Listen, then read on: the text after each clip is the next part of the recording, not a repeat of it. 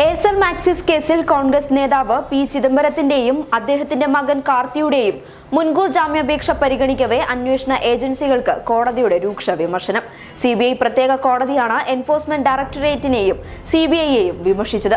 ഇതേ കേസിൽ 749 കോടി രൂപയുടെ ആരോപണം നേരിടുന്ന ദയാനിധി മാരനെയും അദ്ദേഹത്തിന്റെ സഹോദരനെയും അറസ്റ്റ് ചെയ്യാത്ത ഏജൻസികൾ എന്തിനാണ് 1.17 കോടി രൂപയുടെ ആരോപണം നേരിടുന്ന ചിദംബരത്തെയും അദ്ദേഹത്തിന്റെ മകനെയും അറസ്റ്റ് ചെയ്യാൻ തിടുക്കം കാണിക്കുന്നത് എന്നാണ് കോടതി ചോദിച്ചത്. ഒരേ കേസിലെ രണ്ട് കക്ഷികളോട് രണ്ട് തരത്തിൽ പെരുമാറുന്നത് ഇരട്ട നീതിയും വിവേചനവും നിയമവിരുദ്ധവുമാണെന്നും കോടതി തുറന്നടിച്ചു. കേസിൽ അന്വേഷണം ഇത്രയും വൈകിയതിന് തൃപ്തികരമായ വിശദീകരണം നൽകാൻ പോലും അന്വേഷണ ഏജൻസികൾക്ക് സാധിച്ചില്ല എന്നും ജഡ്ജി OP സൈനി നിരീക്ഷിച്ചു. കേസുമായി ബന്ധപ്പെട്ട് ചിദംബരത്തിനും കാർത്തിക്കുമെതിരായ തെളിവുകൾ കണ്ടെത്താൻ അന്വേഷണ ഏജൻസികൾക്ക് കഴിഞ്ഞില്ല എന്നും കോടതി ചൂണ്ടിക്കാട്ടി.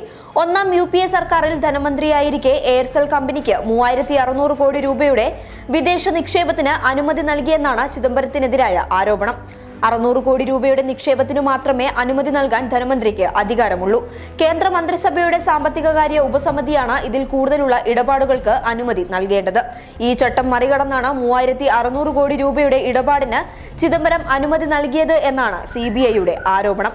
അതേസമയം INX മീഡിയ കേസിൽ ചിദംബരത്തിന് സുപ്രീം കോടതിയിൽ നിന്നും ഇന്ന് തിരിച്ചടി നേരിട്ടിരുന്നു. എൻഫോഴ്സ്മെന്റ് ഡയറക്ടറേറ്റിന്റെ അറസ്റ്റിനെതിരെ പി ചിദംബരം നൽകിയ മുൻകൂർ ജാമ്യാപേക്ഷ സുപ്രീം കോടതി തള്ളിയിരുന്നു. INX മീഡിയ ഇടപാടുമായി ബന്ധപ്പെട്ട കള്ളപ്പണം വെളുപ്പിക്കൽ കേസാണ് എൻഫോഴ്സ്മെന്റ് ഡയറക്ടറേറ്റ് പരിഗണിച്ചത്.